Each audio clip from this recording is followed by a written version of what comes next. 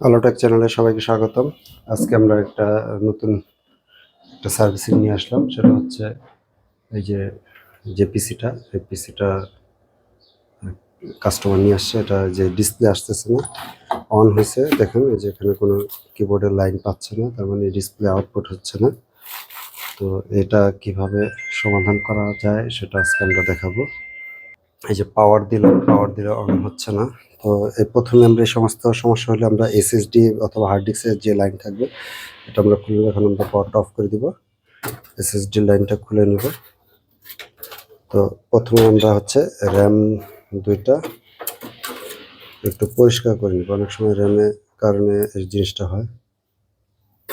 একটা ইরেজার দিব,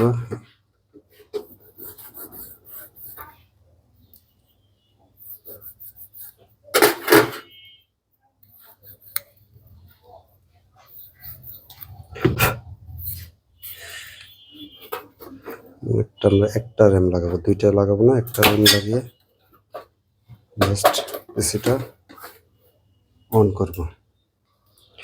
এই যে পিসি যদি চালু হয়ে যায় তাহলে এখানে লাইট জ্বলবে, কিবোর্ডের লাইন চলে আসবে।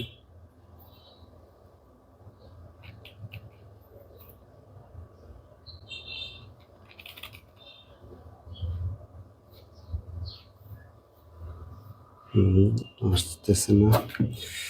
আমরা প্রসেসরটা খুলে নিব,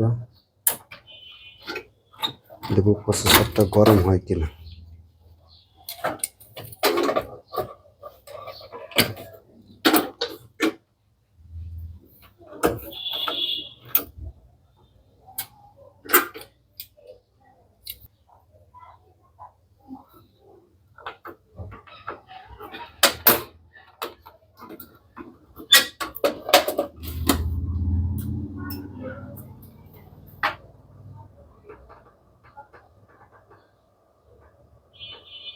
হ্যাঁ, দেখুন এই যে কিবোর্ডের লাইন চলে আসছে। তো প্রসেসর থেকে সমস্যাটা, তুমি প্রসেসরটা পাচ্ছিল না।